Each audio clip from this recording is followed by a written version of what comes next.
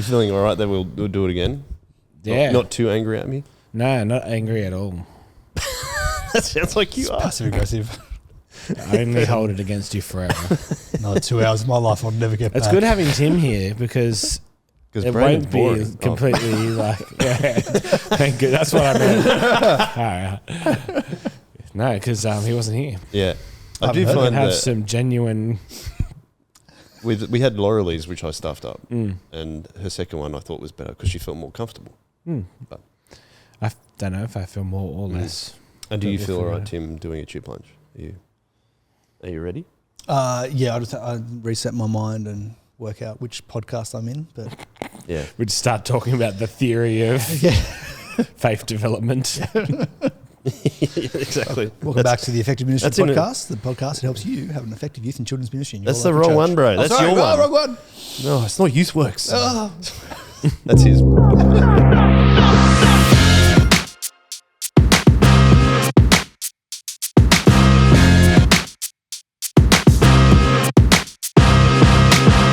Well, welcome back, everyone, to the Chip Lunch Podcast. My name is Joel, and I'm one of the hosts of this podcast. And my usual host is not here, but we have a replacement in a denim jacket. And Plan B. Plan B is what we call you. Yes. Tim, Plan B Hearts. Yeah, that's right. Welcome. Thank you, Joel. Chip Lunch. You haven't been on Chip Lunch for a while. It's been a very long time, and never as a host. Was it the one where Hudson was on? Yes. Who Hudson? Yeah. He's behind the camera today. Behind the camera. Because he's helping us on the editing side. Yeah. And Producer. We need to add that to the end credits. yeah. Wow. Well, it's his job. But yes, that was I think that was the last one when you did a Gen Z. Yes, we talked about Chip lunch. Hudson's generation. We mansplained to him about his generation. This is And, what Gen Z is like. Yeah, that's right. No, but no, we looked at some statistical stuff that the researchers are saying about Gen Z, and we got Hudde to fact check it for us. Oh, And, very good. So that was good. That was lots of fun. Well, you can fact check today Yeah. as well. If he needs to. Put the edits as little footers in the video. Yeah. This bit is wrong. Yes, Yeah. wrong. Yeah. Or, infactual. No, that's not a word. Yeah, Is all it? those Twitter things where it comes up under the Twitter post and says, this is factually incorrect. Actually, blah, blah, blah, blah. Gives you context. Yes, So. yes. Community notes. I Community think. notes, is that what it's called? Yeah. Yeah. I have a peculiar sense of deja vu because Matt, you're here. Not everyone listening, but everyone. It's really just myself Yeah. because. Well, me too. Yes. I was also there. Because you were here. We recorded a Chip Lunch podcast, and then I deleted the file. Oops. My fault. Yeah. I only hate you forever. Great. Thanks. Only forever. Only forever, and even in heaven. Oh, it's getting very Carry it through deep. to new creation. I think my hate will be healed by then Oh, in the resurrection. No more sadness, no more pain. Probably. All the hate is cast I away. don't hate you at all. It's fine. and he just healed Just to clarify. as you cross through the pearly gates. Finally, I can let weight go. off my shoulders. Finally, I can let go of that stupid Joel. Well, welcome back anyway. Glad to be here. It's only the second podcast I've ever stuffed up, so you know we're going okay. I pretty hold good that track in. I hold that in high. Yeah, I'm glad to have been a part of it. Yeah, A well, historic too. moment. Yeah, very historic, mate. I think you said we may have cursed it. Yeah, I did. I made a joke about technical issues, and then there was some. So it's actually my fault. Well, I think you just cursed me. Yeah, Yeah, put a curse on me. yeah, possibly. Put a spell How on do you. can I remove it It's up to you. live on camera? I don't know how to Yeah. do. I don't know how to remove curses. Yeah, I'm trying to think of like a Harry Potter reference or something. It's not Bit of Expelliarmus. holy water. Holy water. Oh, a bit of Yeah. holy water. Yeah, Yeah. spray some over here. Yeah. You've got a water bottle. We could do that. No, it's not holy. How do you make holy water holy? Yeah, I was going Is that about a- to is ask. I there a think process? doesn't the priest just have to Priests have consecrate it? Okay, right. I think so. Oh, really? Yeah. Although they import, I think the Catholic Church often imports holy water. Right. Maybe maybe the Pope has to consecrate it. Like you have to import it from Rome? I don't know. Imagine that in his schedule. It's like, oh, This is what's one of going on those things we today? can Oh, that's Google. right. It's a whole day of blessing water and packaging it up and sending it out. Oh, yeah, another Monday. Matt, Hello. first question to ask you, like every other podcast on Chip Lunch Podcast, is how do you like to eat your hot chips? Yeah, it's funny. I think the first time I answered this question, I had been overthinking it for like days. Now I've been overthinking it for like, I don't know, 10 weeks or something. Every time I have chips, I'm like thinking about this question now. And so I think my answer is, actually I'm not super fussed on whether chicken salt or plain salt. But the quality of the chip matters more. But I think chicken salt covers over a lot of chippy sins. Ooh. So if like a chip's not super amazing, you can just chuck like a bucket load of chicken salt on it and it will pick it back it's up. pure MSG. Yeah, but a good chip just needs like a little dash of maybe even plain salt on a good chip. Yes, I agree with you. Yeah. That's actually a really interesting distinction to make. Yeah.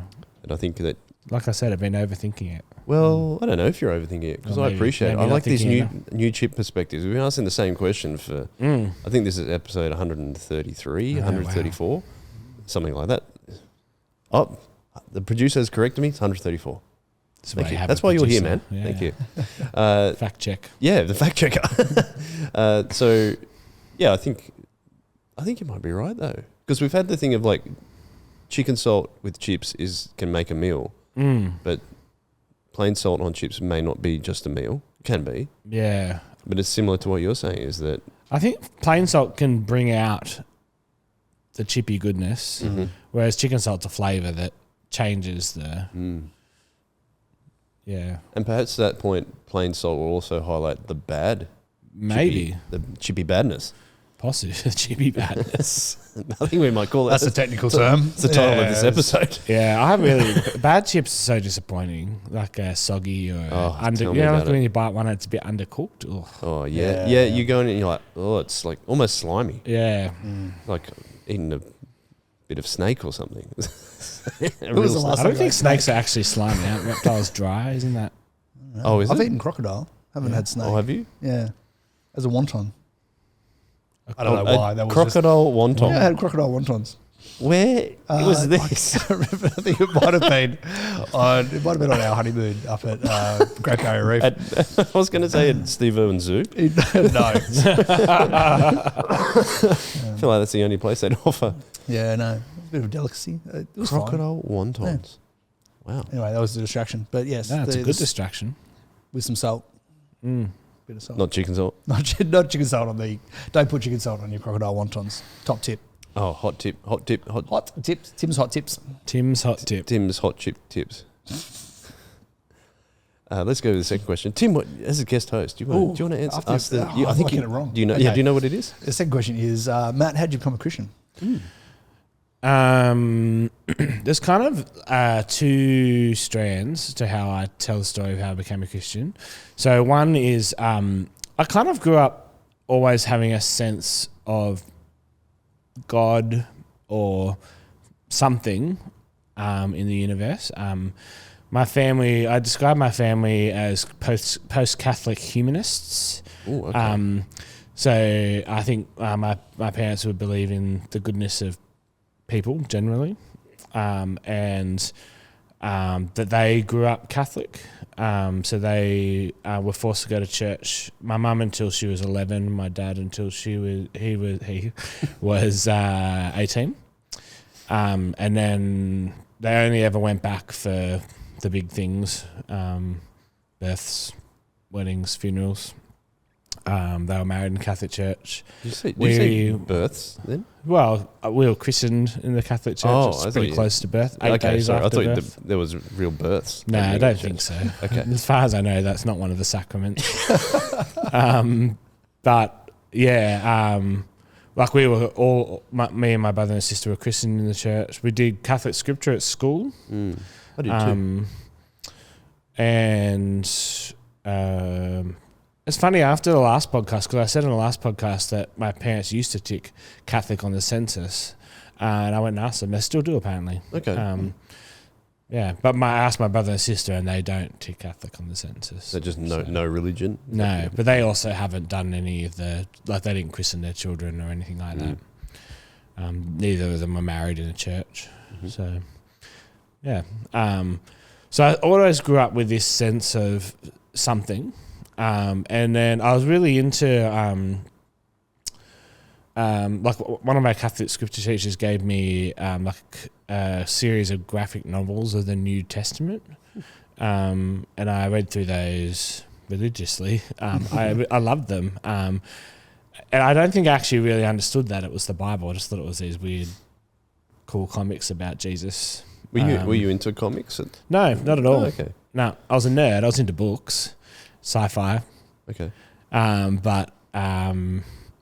Yeah, I just devoured these. And then there's a few little moments here and there where like significant things. Like I can remember doing a combined scripture assembly at Heathcote Primary School where the Catholics got thrown in with the Protestants, and Colin Buchanan, because he lives in Heathcote, he came and did a song, and that being pretty significant. I'm probably 4 at the time. Oh, sorry, in year 4 at the time. My family used to go on holidays to Corrimal Caravan Park, which is a good 25 minutes south of where I lived. But because my dad was a firefighter, he was working shift work, it was close enough for him to go home. But they had a beach mission down there. And I just remember one year, probably when I was about 11, going along to it every day. It's probably where I first learnt about sin properly. I remember one of the memory verses was Romans chapter 3, verse 23, for all have sinned and fallen short of the glory of God. Is that the whole thing? I think so. So that was one of the memory verses I had to learn. I remember the songs from there as well. So there's, like, I wasn't going to church. I wasn't a Christian at that point, but there was just these bits and pieces where I was interested in Christianity and I was interested in spiritual things in general. I used to have like this pyramid, like a plastic pyramid toy that I would meditate in front of, which I think I picked up from, do you remember the TV show Country Practice? Yep. Yeah. So Shirl, who was married to the police officer, she had like a pyramid in her living room and she'd like sit under it like, and meditate. I picked up something about meditating in front of pyramids from that. I went through a period where I was super interested in like Roman pagan gods. Yep. I don't know if I was thinking about becoming a pagan, but I was just obsessed with it. So there was always that kind of thing. That was the first kind of strand. There was never a time where I didn't believe in a something. The second strand would be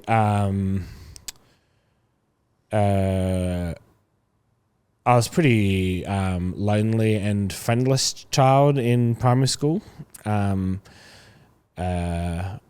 found it difficult to make friends. I've got a hearing impairment, so I was wearing hearing aids from kindergarten till, well, I think I stopped wearing them at uni, so 19 or something like that.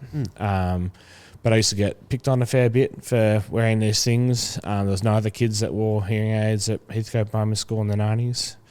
I felt a bit isolated in that regard. And then when I started high school, I moved from going to Heathcote with the people I'd known all my life to going to Caringbah High, where I knew no one. I knew one person. And I fell in with a bunch of friends, and they invited me along to Engadine Anglican Youth Group in Year 7. And I had no idea what I was in for, but I said yes. And I think finding people who were welcoming and accepting of me, regardless that they didn't know anything about me, it was like just a breath of fresh air. So it was really kind of connecting with a community of lovely people at age 11 or 12, whatever that was in Year 7. And then I don't think I became a Christian until maybe about 15. But I went to youth group and church and Bible study from Year 7 at Engadine for 4 years or something. Yeah. Caringbah High, why did you end up going there? So why? Why did you go to Caringbah High?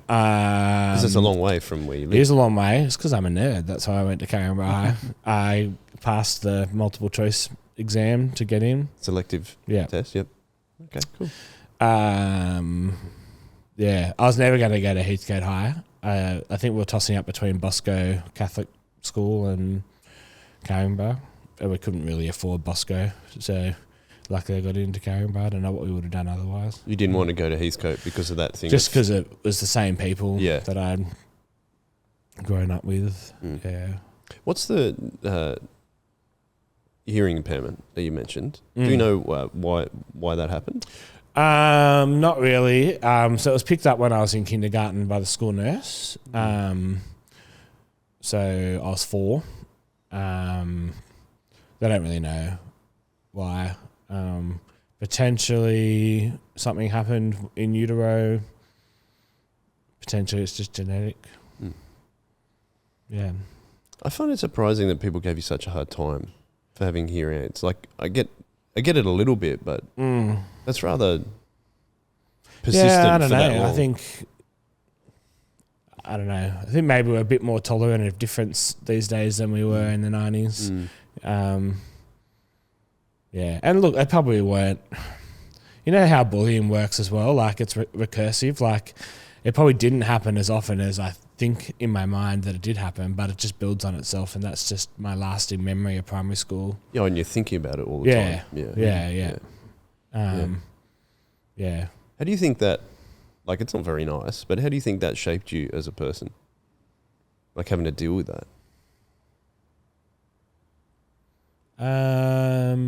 That's a great question. I think I learnt to cover over my insecurities with humour. So it probably made me a bit of a pain in the ass sometimes. I don't know. I think it made me read more books. Like, I just spent heaps of time in the library. I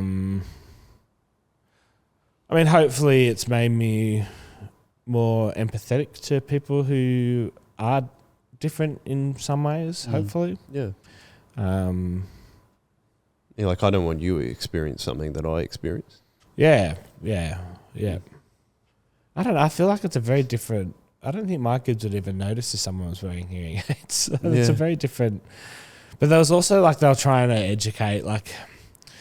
I was given all these books to help educate the class on what it was, and I think that made it more obvious. Kept drawing attention to it. Yeah, schools weren't great at coping with certain disabilities either, so there was a lot of, like, meeting with principals and my mum arguing with the teachers about certain things and trying to get, good care for what I needed.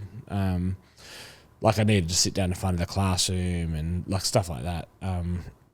So there was a lot of that kind of stuff in the background too. Yeah. I also had to have special, like, itinerant. There's like an itinerant hearing teacher that would come around, so I'd have to have special time out of class. So that also kind of singled me out in some ways. Yeah. I remember at primary school for me, there was a girl who had quite a big, I don't know how to describe it, visual impairment. And she had a desk that kind of lifted up, but she like literally had to be, 10 centimeters from the page to be able to see what was going on. And it just highlighted, like, it's a funny thing when your kids, you're like highlighting something that's a bit different. They're not going to hold back. That's the issue. Which is like something I like about children, that they're very blunt, but also it can be pretty hurtful as well at the same time. Yeah. Yeah, I think it's the way that you help them process that blunt observation is what matters, like, yes. If your kid points out someone in a wheelchair in public, like, trying to get them to be quiet and not talk about it, like, I think adding a level of shame to it actually is the opposite of helpful. Like it's fine to be curious about someone's disability. If that person's okay with it, they may not be, but you know what I mean? Like, they're normal people and it's a normal part of life, and helping our kids to understand that everyone's different, and there'd be all kinds of disabilities in their schools. They're just, a lot of them are invisible, So yeah. And like you said, drawing attention to it, kind of singled you out a bit. Yeah, right. I see what you're saying. Do you feel that you've intentionally taught empathy to your kids because of that? I don't know. What if how much of parenting is intentional? Yeah, that's true. Yeah. I mean, the reason I ask is because, I mean, I know your boys really well. And as I think, particularly about your eldest, I think he is a very empathetic boy. I agree with that. I wonder, I was just wondering whether if there was an intentional thing or whether he may have just been picking up things. Obviously, there's a whole lot of personality stuff in there as well. But I look at him and I think, he is someone who, if he saw difference, if he saw differentiation, would be very empathetic and caring. Yeah, I think we've done some of that. Like, we did try to help them. So something we've had to do is teach them about, because I don't wear hearing aids anymore. I haven't worn them for a long time, 20 years. We've had to teach them about my hearing issues because it frustrates them no end. Having to get them to repeat themselves or to stand still when they're talking so I can actually lip read them. Or so from very early on, we've been trying to teach them that. I've read them books about, I think they've got a book about a bear with hearing aids or something like that. That's a long time ago. But yeah, so I think so. Some of that has been deliberate. Some of it's just personality-wise. Our kids are quite different personality-wise. And Noah's much more likely to notice, I think, and call it out than Liam's. Yeah. Yeah. I don't know. I think so, probably. Can you tell me, you mentioned lip reading. Can you tell me, what's that like? So I feel like I would see something, I might be able to work out what they're saying if I can't hear them. But what's it like for you? It's fairly subconscious. I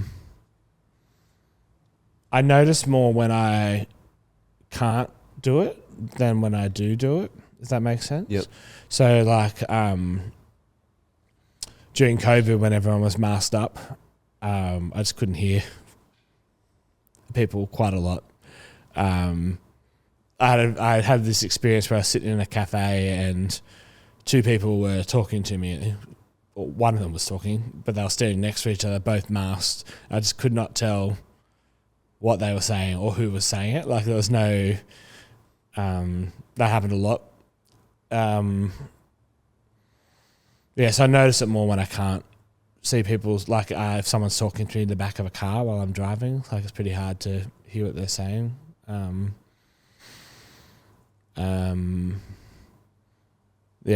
When I was a kid, there's a funny, Mum tells this story a lot, that I think I must have been in year 1 or 2, and I came home really upset from school one day because I had gotten in trouble, and it turned out that I was on the other side of the room and a kid was being told off by a teacher quietly in a corner, and I lip read her and thought I was getting told off from 10 meters away. So it's sort of a subconscious. I never learnt how to do it. It's just I just need to.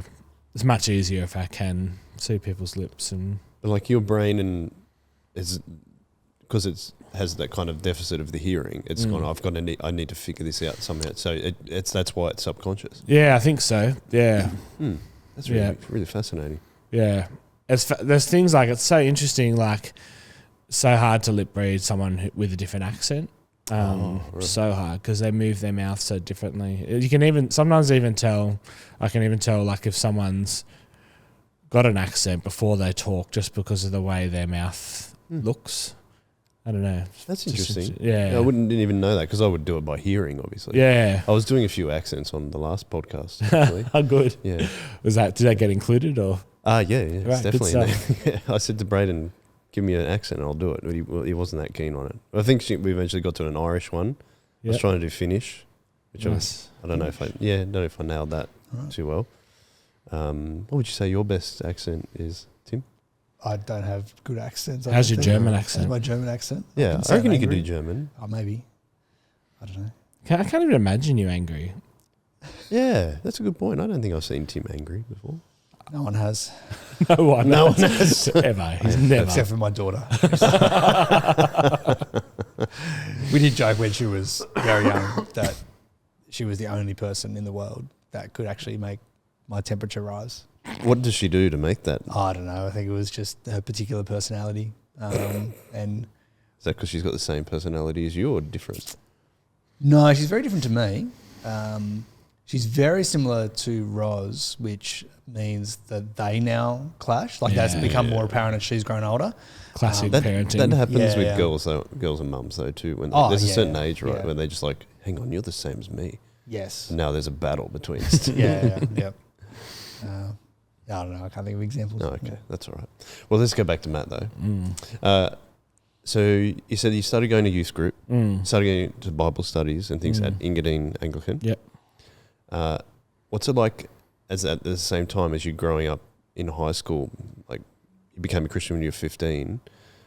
Talk us through that process of, was it hard to be a Christian at Caringbah or reasonably easy? I don't think maybe I was too excited and naive to find it hard, if that makes any sense. Like I was like one of those, I became a Christian, I read the whole Bible cover to cover, probably a bit overzealous in some ways.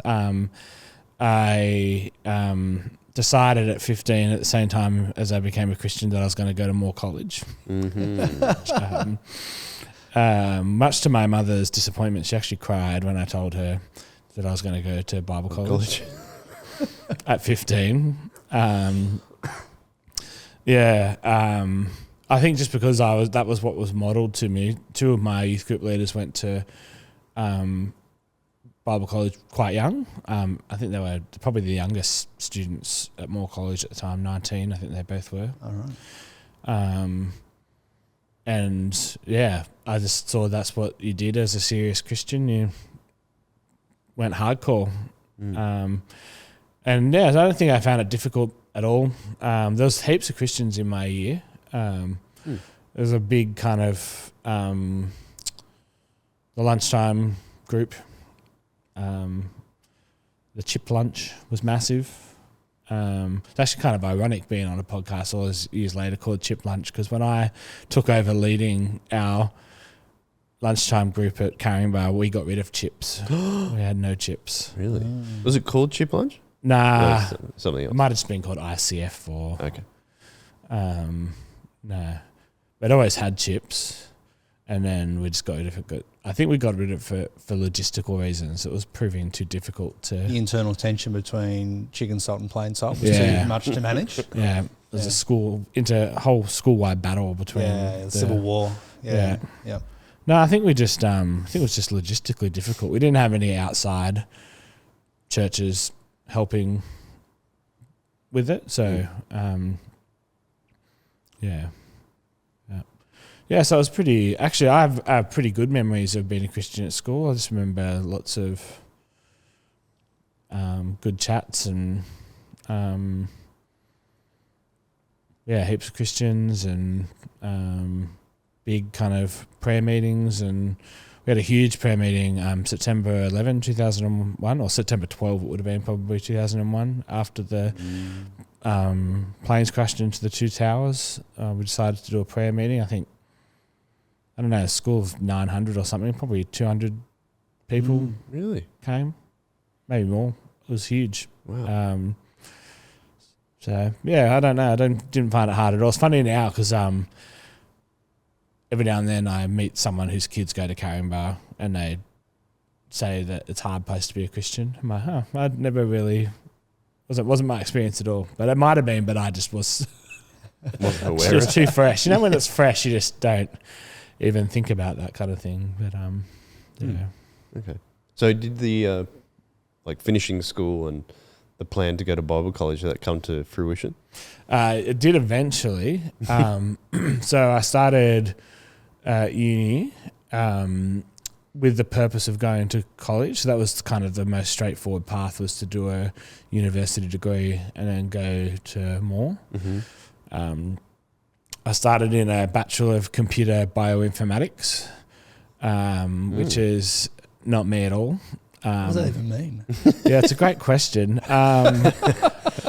It meant that I studied maths, computer science, biology and chemistry in first year, and I struggled. I failed many of those subjects. I don't even understand how those four are connected. It's all sort of like, Informatics, bro. Well, yeah, I mean, clearly. So it was bioinformatics. it was towards the tail end of decoding the genome. Oh, okay. And the databases that they stored all that information in were enormous. So it was about helping to program and use that data for scientific purposes. Yeah, right. Which I think it's probably funny now because my guess is that database is not all that huge in 2024 terms and probably fits on a flash drive. Back then we only had 8 megabytes of flash drives or whatever, like, but it was never like I had an interest in science, but I wasn't a good student ever. So I struggled in first year and dropped out and changed to a philosophy degree, Bachelor of Arts in Philosophy from second year onwards. And I did that on and off part-time and did my honours in 2008. So I was at uni for 6 years studying, I think.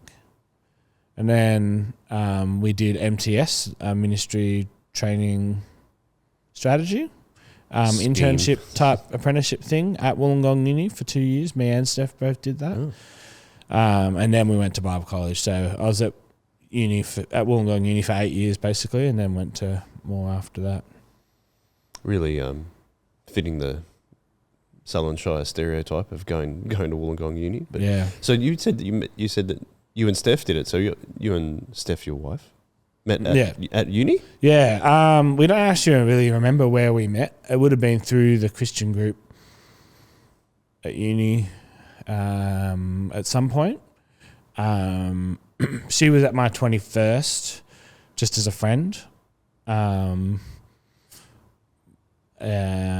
So that's at least we can concretely put that as a dot in the ground. But then I moved to Wollongong in 2004 and started going to the church where she was going, Fairy Meadow Anglican, and she became my Bible study leader, and that's where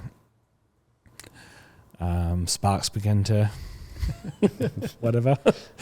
Something romantic. Oh, okay. You didn't say fly. Fly? Is that how you finish Sparks it? flew? Sparks fly? I don't know. Sparks fly. I couldn't remember how to end the whatever that thing is. Cliche. I thought you were going to say so like sparks began to dissipate. Dissipate. Yeah. No, so yeah. I don't know how long she was my Bible study there before we started going out, but yeah. Is she from down south? Yeah, she grew up in Oh, Wollongong. we've got to get her on the podcast at some point. Mm. It'll have to be in school holidays though, won't it? Yeah. Okay, all right. She'll be on my school holidays Excellent. list. Yeah, so that's how we met. And we got married, engaged a little bit after that. And yeah, we started working together. It's funny, we got married in January of 2009 and started working together in February 2009. So doing MTS together, which was interesting. What did that involve with you working together? And it's interesting to do that as soon as you get married too, right? It's very unusual. It was great. Kind of spent way more time together than most people spend in their first 2 years of marriage. And we actually went to Bible college together, so it was actually 5 years that we were doing the same thing for.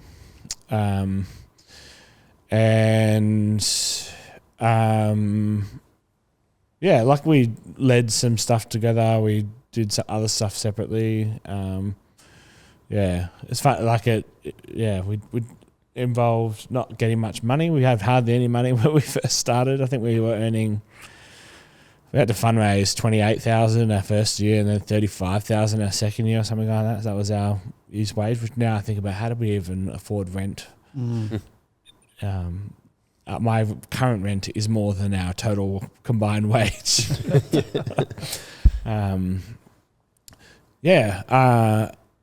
I think we learned. Yeah, it was good. I guess we didn't do it the other way, where you have separate jobs. It's hard to compare to anything else, but I'm sure it had its ups and downs, spending so much time together.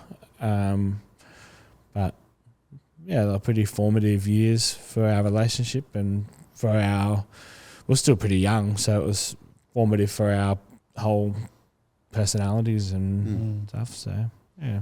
So what did that look like at MTS? What are you doing on a daily basis? So we were both like attached to a particular faculty group. I can't even remember what ones. Maybe I was engineering for some reason. They tried to put us with ones that were sort of a bit outside our comfort zone. So I wasn't put with arts. I was put with, I think, the engineers. Maybe she was engineering too. Maybe we did that bit together. We did some other stuff separate. So we ran a couple of Bible studies a week. Met up 1-to-1 with quite a few engineers and students. We would help run like a lunchtime talk. We did that 2 times a week. There was a lunchtime talk. There was also like university missions once or twice a year, maybe once a year, with like a big week of mission. So help running that. Help running conferences, did a lot of music at conferences and those sorts of things. Before we get on to also asking about Bible college, you just mentioned music there, and music has been a big part of, like you have served a lot playing music at church, for example. I'm guessing you probably did that back at Engadine as well. Yeah. But what got you into music in the first place? It was even really cool to have your son Liam playing Blink 182 a week away. That was heaps of fun. Still hasn't stopped talking about it. Cool. He loves it. Yeah, that was cool. What got me into it? I don't know. I didn't really. We grew up in a household that listened to music, but no one played music. My brother started to have guitar lessons when he was in year 7, so he's 4 years younger than me. So I would have been in year 10, maybe. And he didn't really stick with it. So there was just a guitar lying around, and I just picked it up and mucked around, played Green Day and Blink 182 covers, and I don't know, I just enjoyed it and stuck with it. Formed bands with people in high school and people at youth group, and there was a fairly prominent local music scene in the Sutherland Shire in the kind of mid to late 90s, early 2000s. There was lots of bands. Every single church youth group ran a band night once a term. That's the first time I ever went to Soli's, actually, was to see a band. Oh, was that at the factory? Yeah. The old factory? Yep. Can't remember venue? What band it was, but there was. They used to have a couple, didn't they, Tim? Oh, I remember seeing one. Through. Yeah, the Sellouts, the Frugals. Crying Out Loud? Crying Out Loud came and did a number of shows. I went to church with some Crying Out Loud guys. Yeah. So there was also people in bands, and one of the first bands I ever saw was a band that Tim's brother, Ben, was in. Oh, yeah, Birdwood Snape. Yep. Birdwood Snape? Yeah. It's named after 2 streets in Maroubra, I think. I thought it was Sylvania, but maybe it's Sylvania. There is a Snape. Oh, there is a Birdwood. I don't know. There's a Birdwood. I know there's a Birdwood in Sylvania. Yeah. I don't know. But yeah, that's They just get accused of being a Harry Potter reference. Now, wouldn't they? Snape. This is well before Harry Potter. Going somewhere, Mr. Beelhartz. Yeah. So I think a few of the older guys that were at church were in bands, so I just sort of wanted to do that, and that was the kind of early stuff. Was just mucking around in garages of people and whatever, and then going to festivals was pretty big. So going to Home Bake was like an all-age festival. I think you go from 16 or something, but I first went when I was 14. Something like that. I know, dodgy. And then the Christian Music Festival, Black Stump, out at Cataract, was pretty influential for me too, just hanging out there and trying to be cool. But then also getting involved with church music. So we started a youth service at Engadine probably when I was in year 11. And I was thrown into doing music at that, which is quite different to playing punk rock covers. So I learned a lot through playing at church. And I've been playing pretty much ever since at churches. It's funny, actually, I have a real gig coming up on this Saturday. Ooh. I'm too late for this podcast, but that's tomorrow, this Saturday. It is. It's been a long time since I've played outside of a Christian context, so it's interesting. What kind of music are you playing then? So Curly Bray, I'm playing bass for her act. Okay. I don't know what you call it. Indie, pop, folky. That's cool. Stuff. Yeah. Yeah. Cool. Can I, when you went to Homebake, what are the best bands that you saw at Homebake? Oh, man, so many great bands. Custard, I love Custard. Oh, yeah. They're one of my all-time favourites. Regurgitator. Oh, yep. Something for Kate. Like all those bands played. Did you ever see the White Stripes play at Homebake? I've seen video of that on YouTube. Did they play at Homebake? It was think usually Australian acts. Oh, was it? I could be wrong. Could have been Big Day Out. They've done a Big Day Out, but I'm pretty sure, and I could be wrong, that they did a Homebake once. They might have done. So in the later years, just before it died, there was a few international acts. Okay, that's what like Blondie played the last Homebake. Okay, which was weird.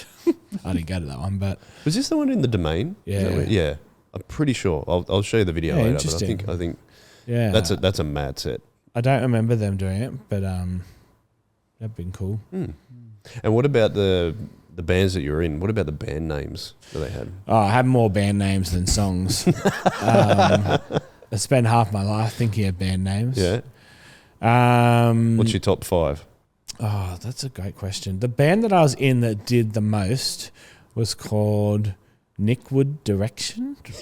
Nickwood Direction? Yeah. I was in a ska band for a little while called Seven Pickle Goldfish. Oh. You know when ska was briefly popular for like 2 weeks? I remember. Hey, you're a ska guy, aren't you, Tim? Oh, yeah, I love some ska. Oh, no, ska. Yeah.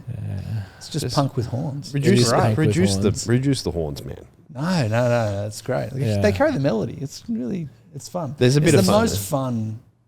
I think, yeah. I think it's the culture around ska I don't like. I actually don't mind the music. Oh, right, yeah. Yeah, but that silly dancing. Oh, that's the okay. best. Yeah, no. Get into a skank pit. And Skank pit. Absolutely. Yeah, why was it called skanking? Like, I don't know. seriously, terrible.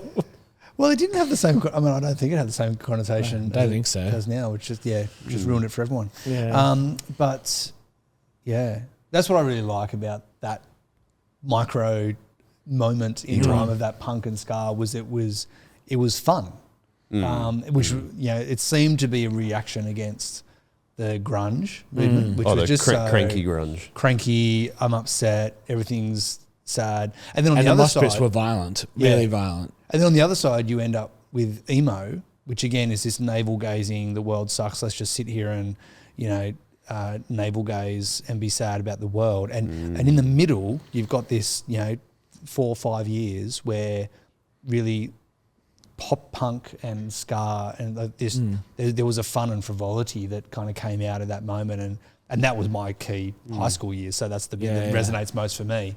And I'll look at either side and I'll just go, yeah, that was really curious time for there to be all this kind of really fun, silly. I mean, ska was just ridiculous, and it knew it was ridiculous. But They had a dude whose job it was to dance in most of the bands. I think that's the bit that annoyed me. Like I think I recently saw like Mighty Mighty Boss Stones. Oh yeah, and then, like man. on Saturday Night Live or like one of the late night shows, and there's just this guy dancing. I'm like, but that happened in like the Offspring used to get, how or even Nirvana used to just have one random guy up on stage dancing, and I just like, what are they doing there? They're not doing anything. That was their mate who couldn't play an instrument to save his life. Or they just get some guy up from the crowd to do it all. Yeah. Any more band names? Oh, there were, but I can't think of any at the top of my head. Nothing. Like I never really did anything. We barely. Like we might have done a few bedroom recordings and played a few Backyard random gigs. whatever. Yeah, we played someone's birthday or Yeah. That's cool though. I like it. yeah. Do that. It was fun. Yeah. Yeah, there's a lot of aspiration. We talk about it a lot. Mm. And, write heaps and heaps of crap songs. When you first start to learn to play guitar, it's so easy to write songs because you have no idea what you're doing. So like I just wrote heaps, and they were probably all awful.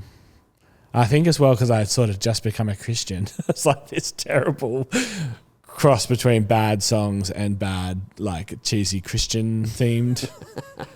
What a cringe. Yeah, Yeah. well, I think now it would be pretty cringe. Yeah. Yeah, Okay. yeah,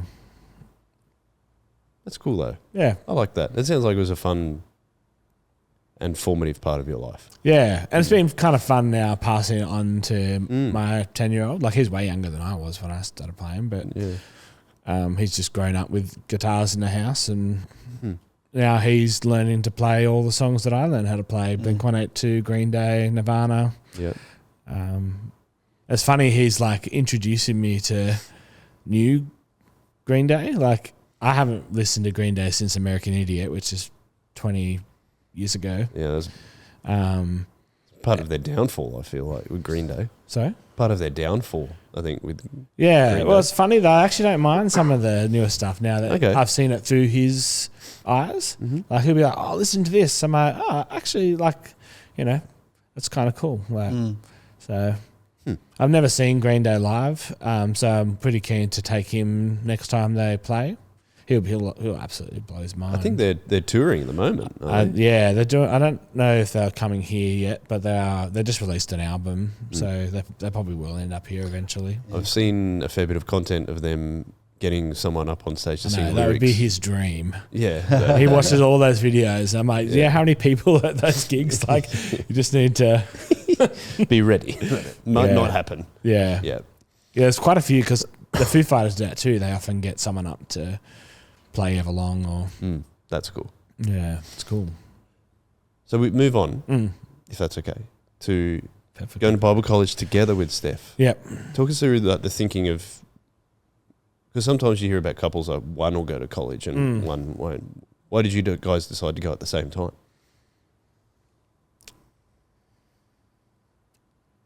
Yeah, I don't know.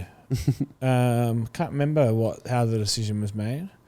We were pretty early on in the years where all of a sudden you didn't have to pay for college up front. You could get it on Hex, because that wouldn't have been an option for us, really. I don't think either of us would have gone if we had to pay for it. We didn't have any money. Yeah, I don't know. I think it was just a logical next step. We did MTS. I think deciding to do MTS because Steph was going to. She applied for a few jobs as a teacher before we did MTS, and then just decided to do the internship as well. Yeah, I don't know why we decided to. I think it was just I think it was just that was the path. We moved up to more west at Parramatta and started going to Bible college. Oh, that's where the accommodation is? Yeah, they own a whole heap of stuff in Newtown, obviously, and some at Concord. Oh, yeah. Croydon Park? Croydon, that's the one. Yeah. It starts with a C, Croydon Park. And They're then, close to each other, Concord and Croydon, aren't they? No. No? No, actually, they're close, no, they're not. close to if you're from the Shire and never crossed the bridge. Sorry, no, I just thought about it. They're not. Yeah, not really. And then bridge. It's all up that Parramatta, way. they own an old, like an old retirement bunch of units, I think, that got given to them Oh, okay. at some point. So we lived out there, a group of about 20 families out at More West. Yeah. But then you have to travel in to Newcastle. Yeah, caught the train in every day. It was a bit of a trek, but it was kind of nice too. Bit of distance between college and home, and that's the only in first year. It's pretty hard to get accommodation because they're so full. So the only place we would have been able to get was More West, and we got preference because we were regional from Wollongong. Oh, regional. That was worth moving out of the Shire for. Yeah. Yeah. What was and describe your overall college experience. Did it live up to what you thought it was going to be when you were 15? I think I had no real idea what it was when I was 15. It was just this thing. It's like like an imaginary, I don't know, like the castle at the end of the yellow brick road. Like, I had no idea what it was. So my expectations were pretty low or nothing. Really, didn't really have any expectations going in. Our college experience overall was pretty good. Lots of great lecturers, lots of opportunities to read and think for yourself,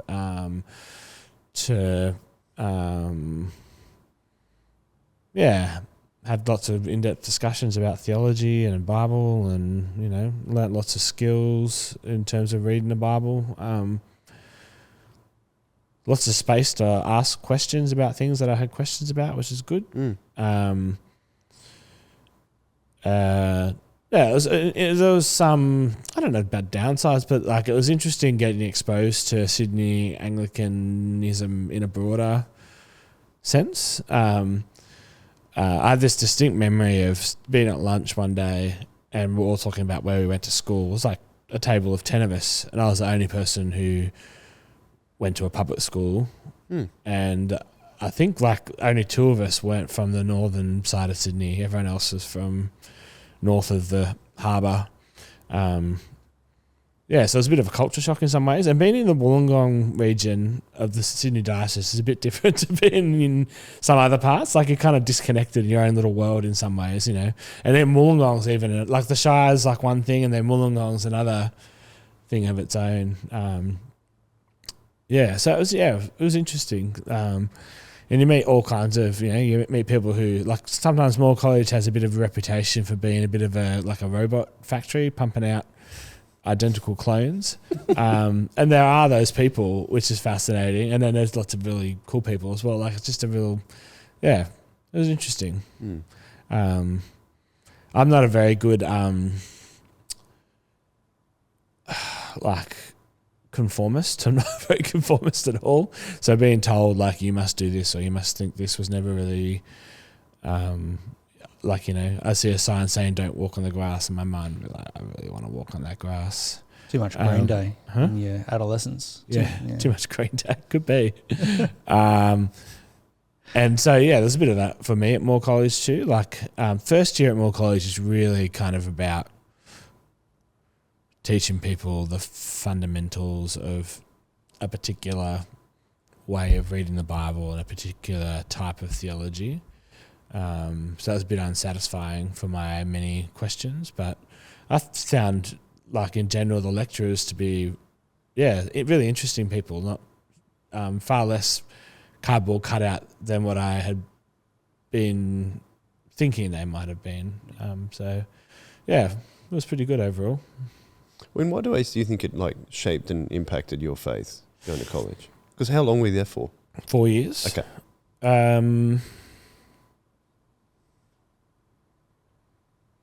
It taught me to read the Bible for myself. I was already doing that, but I guess to read it I don't know. To read it and think more broadly about it, to read more widely as well. There's just the Moore College Library is this insane resource. It's just got every single book by every single author under the sun, and from all kinds of Christian backgrounds. So there's I could just get lost in it. And I've always been a lover of libraries, so I could just get lost in there. It's funny, Steph and I are quite different in the way that we'll study. Steph will she'll be paced and get it done and answer the question. Whereas I'm like, I'll read 1,000 books and leave it all to the last second and think about it for days and days, and then it's a 3,000 word essay, I'll write 7,000 words and have to cut it all back. And, but college, there's just space for me to be able to do that kind of thing. So, don't know how. I think it's just broadened my view a bit. The beginning of broadening my view of things. Yeah. As you've studied philosophy and theology, there's put up two stereotypes, two straw men for you to attack, of Christians. One is that there could be an anti-intellectual strand of Christianity where too much thinking is in danger of faith, and actually no, you should just focus on loving Jesus and don't think too much, otherwise you might become an atheist. There's that kind of stereotype. The other stereotype is Christians who get too heavenly minded for earthly good and get too excited about that and still forget about the actual lived experience of Christians. Yeah. As you've obviously a lover of thinking and the academy in that sense, how have you balanced that philosophy and theology and wrestling with big ideas with actually your own personal faith? What a brilliant question. Thank you. That's all right. That's what I'm here. That's a good question.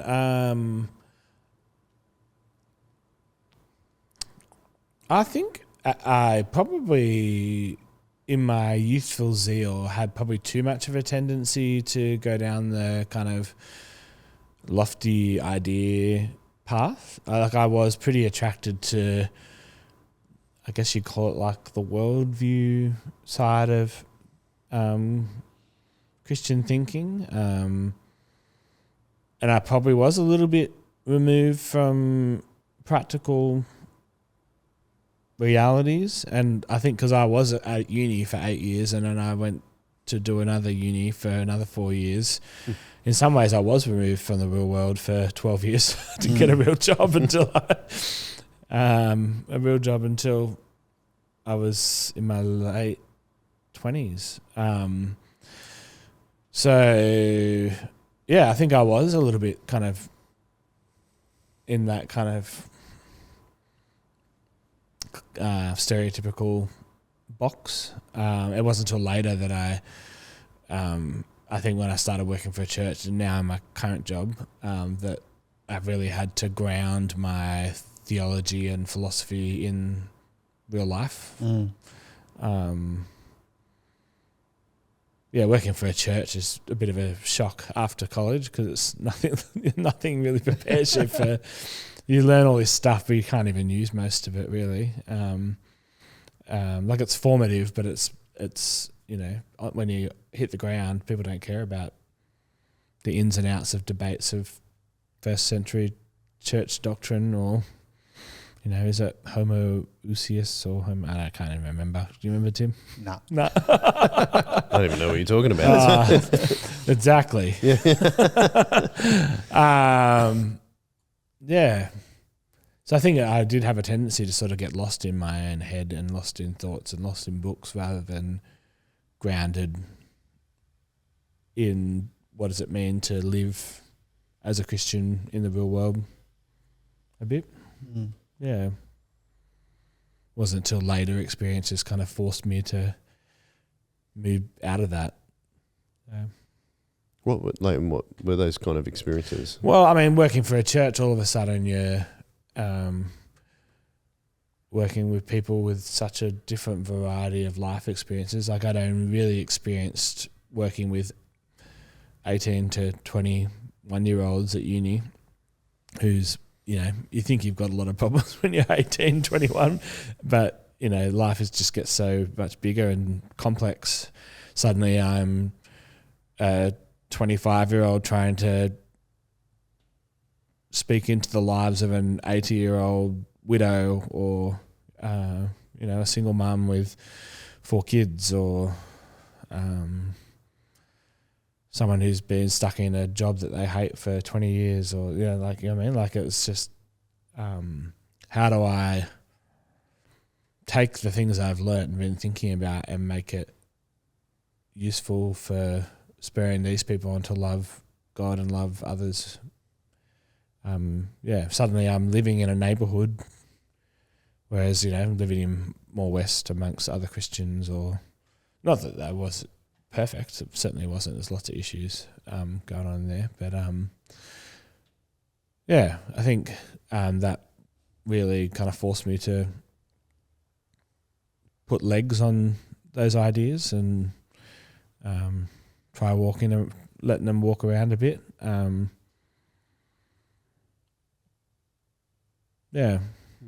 then things didn't necessarily go so well at that church that I worked at, and ended up leaving ministry for a period of time, and cleaning toilets for a living for a while, cooking meals and serving meals at YouthWorks. So that kind of changed my perspective again. Suddenly I had a job that resembled a real job. I had to work from 7:30 in the morning till whenever I finished. It was pretty late sometimes. Had to do what I was told and be where, like, ministry, it's a job, but it's very flexible. It's it's got no defining beginning and end.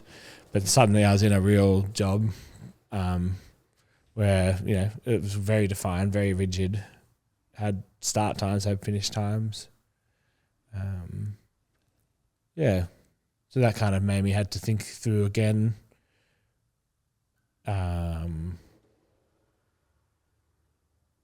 Like, what does my faith look like now that I'm not doing ministry, which is a thing I thought I was going to do from when I was 15. Bit traumatic in some ways too. I didn't know what I was. I had no skills. I had a degree in philosophy and a degree in theology, so I just found this ad for a house cleaner at YouthWorks in Port Hacking and took it because I had nothing else to do, just a casual job to start with. And I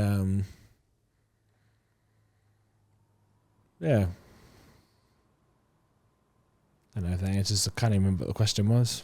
Oh, I think I was just saying that you talked about moving back towards reality, or maybe you felt like it was a realization you need to understand what reality, like the real life was as well. Yeah. And then you were saying that, like, working in different. Yeah. Oh, well, now, like, my current job now is I work for Anglicare as a chaplain in the Southwest Sydney Mental Health Service. So I kind of spend most of my time on hospital wards in Bankstown, Campbelltown, Liverpool hospitals, working with people who have had some horrendous life experiences and have hit absolute rock bottom. And they're certainly not interested in my Greek marks and parsing of verbs, and they're interested in how does faith, what does God have to offer me in this depth of darkness? How can faith sustain me when things seem hopeless? How do I find healing when everything's broken? I feel like in no way did any of my training equip me for my current job, which is interesting. I've had to learn to. I think I've had to learn to trust God more too. Like, I've had to learn to see God in small things, to see God just in being present, to witness people's suffering. Because sometimes it does seem pretty bleak. We should get people who.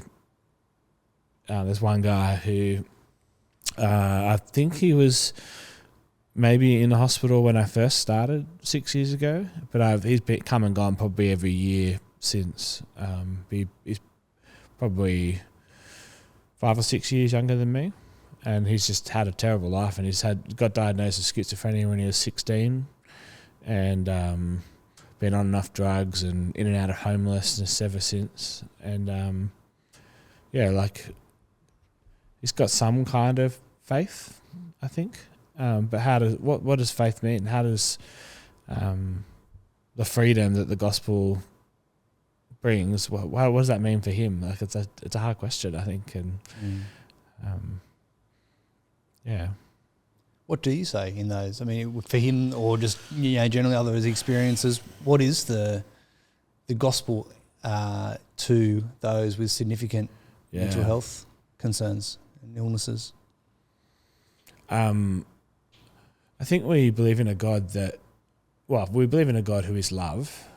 That's the first kind of thing. God loves us and he loves his world and he wants to make it right. We believe in a God who draws near to suffering, doesn't stand remote from suffering, who suffered himself in the cross. I think the incarnation and Jesus' death and resurrection, like God becoming flesh, is such an important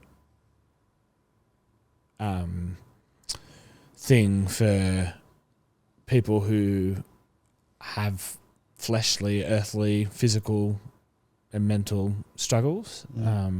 God isn't just a remote being in the sky. He's a God that comes down and gets his hands dirty.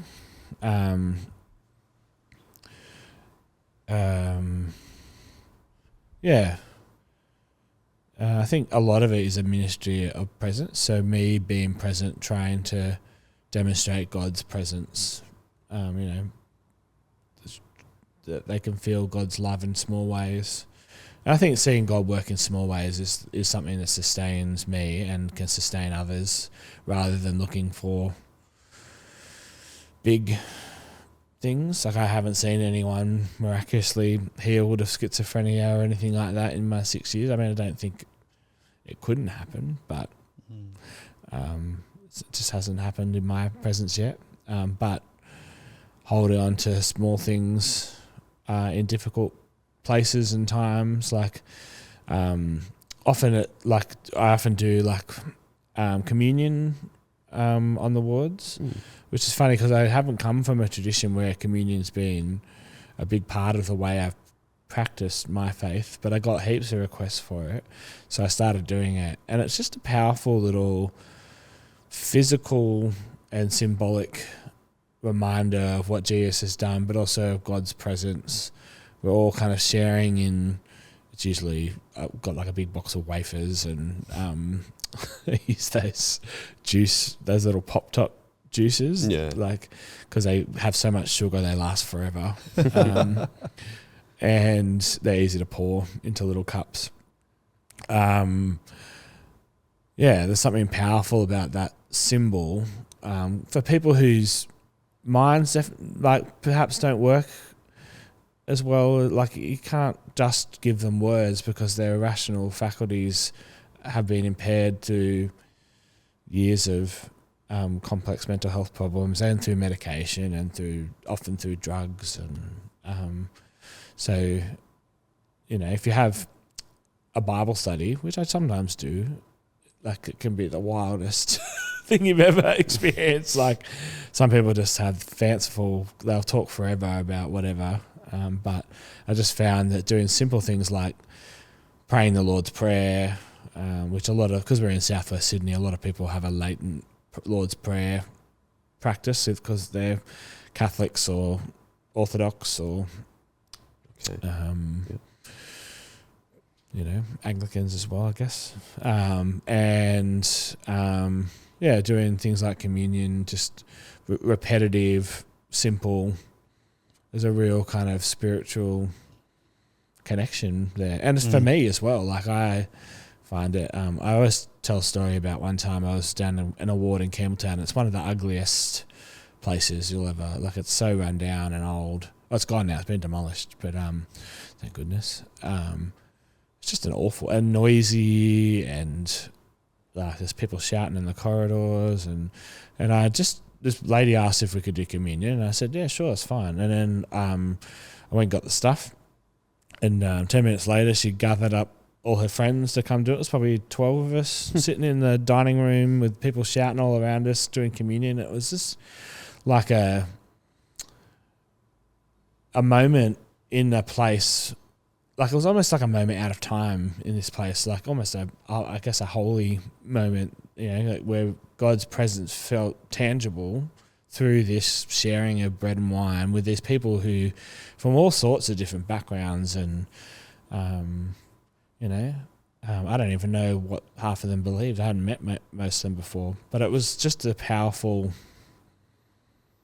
reminder that God is at work, even when, you're in some of the ugliest public health facilities in Sydney. Those are the kind of things I try to demonstrate and speak into people's lives. And how do you?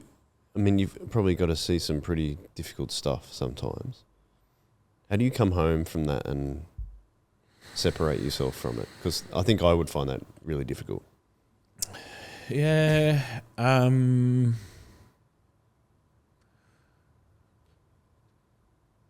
Early on, it was difficult.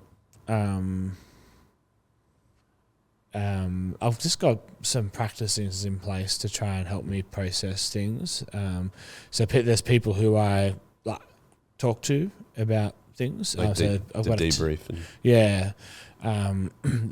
There's some people that I share nearby offices with. They're not Christians. They're just other staff of the hospital who I found we've been there for roughly the same amount of time. So they're good kind of people to debrief with and have a laugh about difficult things with and that kind of thing. Particularly the COVID years.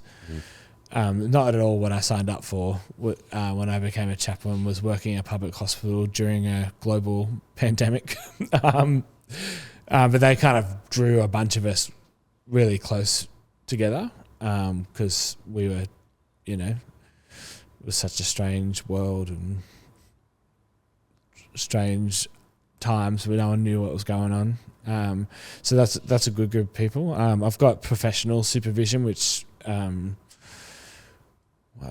every 2 months I've got like a supervisor who I go and talk to about things that are going on.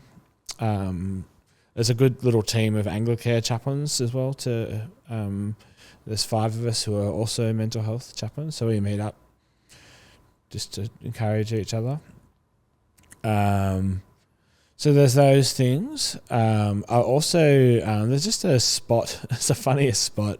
So I quite often catch the train to work, and at Glenfield train station, as the sun sets over the back of Hurlston Agricultural High School, it's quite a beautiful spot to sit and reflect. It's funny because it's a school at a train station, but it's a farm school, so there's like a big open paddock and there's cows and that's sort of become my pseudo reflecting. That's where I just kind of try and leave everything behind spot. But I guess there are still some things that a lot of things become, probably in a bad way, some things just become ho-hum. Like you become so used to certain stories that you've heard, like it's a lot of people's stories start to blur and you just get so used to it. It's just probably not a good thing. But there are occasionally things which are so difficult and so thankfully my workplace is pretty good and flexible that, if I have a really tough something, time's pretty flexible and I can not see people the next day or find other ways to use my time. Okay. Just to switch gears a little bit, though. Something that I always like to ask anyone who comes on the podcast if they're a parent, what is God, and we've mentioned Liam and Noah, your boys, a number of times. What has God taught you through being a parent?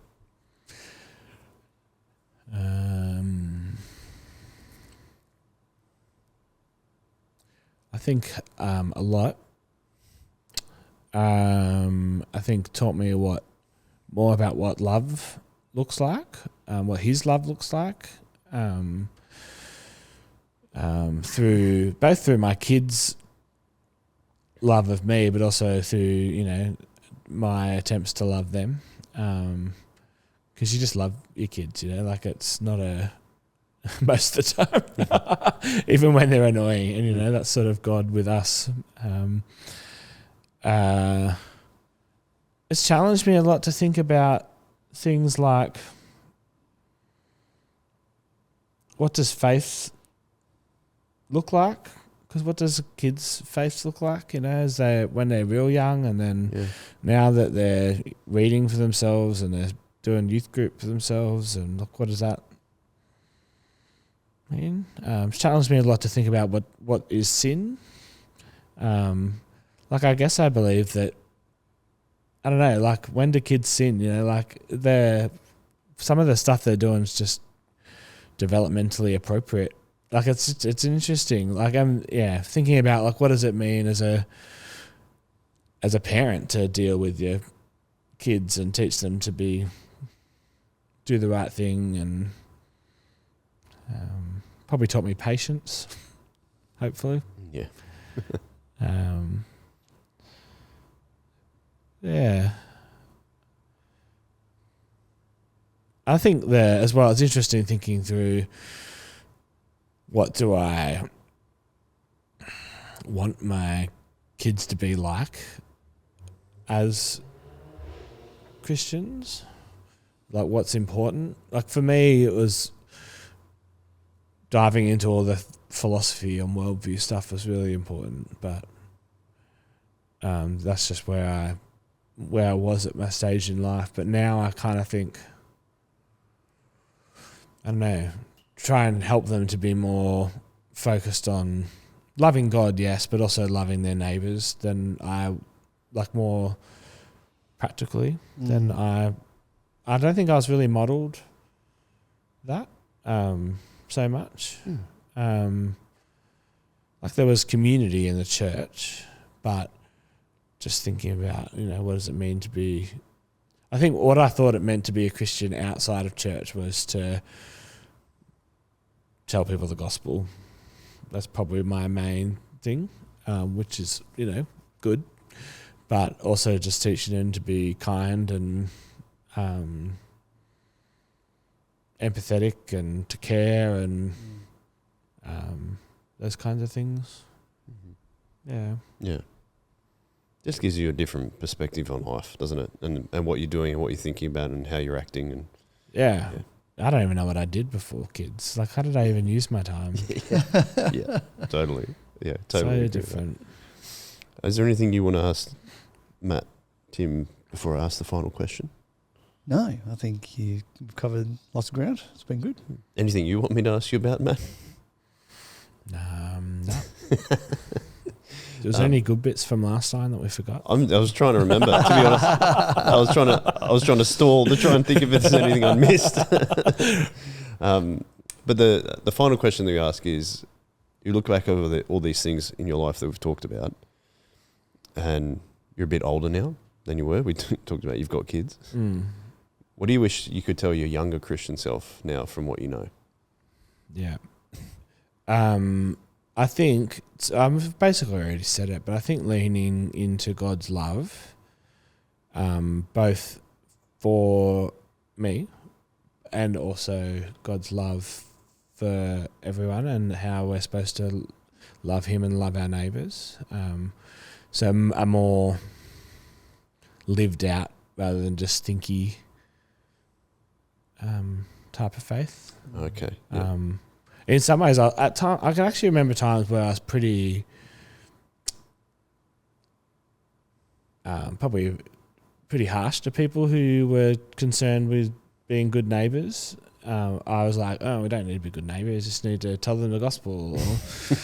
Or, yeah. So, I think I just tell my young self to chill out a bit. To love God, love your neighbour. It's interesting, those two things that you've been talking to, like, throughout a lot of it, is that, so you copped a fair bit at primary school. So you entered, like, you kind of dove into books to try and escape that. And then you go through the kind of academic stage of your life that we could talk about with, like, philosophy and theology. But then it's almost like God brought you back to going, I'm going to almost encourage you in the thing that you chose to do, which is like, I'm saying that's understandable. I wouldn't say that as a criticism, but then God's kind of like almost like bring you back to, you need to use this in a real way. Yeah. I don't know if you agree with that, but it's just an interesting arc. Yeah. I think it's funny, like, I think my perspective has changed a lot in the last 8 years. I mean, that's partly having kids, partly stepping out of ministry for a bit, partly changing into, like, I never even thought about chaplaincy as a job. I didn't even, I think I would have thought that my skills weren't in pastoral type ministry. It was in, I don't know, preaching, or I never preach anymore.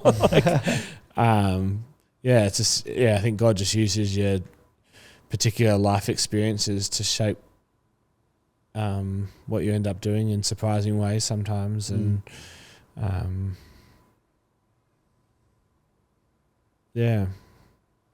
for the good, I think, too.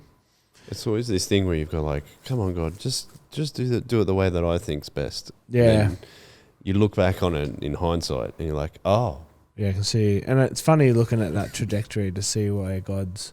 And I do lots of thinking now, but I do thinking about just different things. Like, I never thought about what's a Christian perspective on mental health. That was not a question that entered my mind until I had this job. I read lots of books about that kind of stuff still, but it's just, I guess it's changed where my emphasis is, and it's a lot more practical than it was. Well, it's been an absolute pleasure having you on the podcast for the second time. Been a pleasure being back. Thank you for coming back and being willing to come back. Oh, anytime. But yeah, I really like that lean into love aspect. I think that's something we can all learn from as well, that often we can get stuck in the kind of pursuit of like, we've got to, I don't know if it's our churches or what it is, but it's like this pursuit of like, we're just going to make more Christians. But the thing is, if we lean into love more, then we might help God in his mission of making more disciples. Yeah, for sure. Yeah. And like, so many people become Christians because of, they find loving community. That's, I very rarely talk to someone who has become a Christian later in life because they were convinced by some argument, or usually they have some concrete need and they've found a church through that concrete need, not they were convinced by some philosophical argument. I'm sure it happens, but it's not the common. That's throwback to last week's Shock Absorber episode. We're talking about vocational discipleship being helping people to be disciples in their everyday life, and that God's mission for the church, goal for the world, absolutely is people coming into the kingdom, but it is also the good, the true, and the beautiful being expressed throughout lots of different areas. And for you to create holy places, for communion and God's presence in the midst of a chaotic mental health ward, that is part of God's plan for the world. It is part of his mission for the world, is to see these things in fruition. And I think that's a really beautiful way of you continuing to live out. And as you say, it's different to what you thought would be more of a thinky, righty, preachy kind of ministry. But it's such a beautiful part of what God is doing in the world, is creating spaces for good, truth and beauty to shine even in very hard settings. Yeah.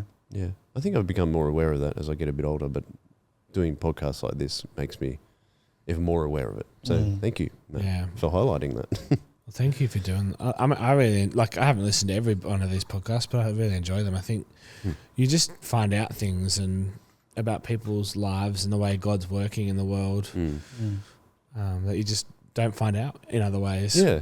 Because you just don't ask those questions normally.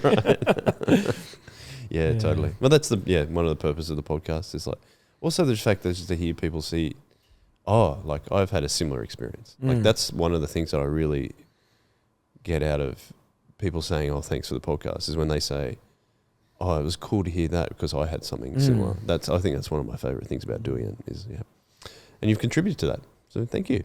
Thank you. Thank you to everyone that's been listening or watching as well. And have a chat with Matt after you've listened to his episode. Chat with Matt after chip lunch. New segment coming to a church near you. Chats with Matt. Chats with Matt. Wow. It's with chicken salt or plain salt. Doesn't matter. Yeah. Just you eating. That's the next tier of the Patreon account, though. You got to pay to a certain tier to get chat with Matt. Chats with Matt. Yeah. Wow. Yeah, it's Yeah. Sounds. big things in the works. Anyway, thanks again, Matt. And thank you to Tim for being on the podcast. Thank you. Thanks for letting me jump in as a co-host. It's been fantastic. We'll finish with a one-way.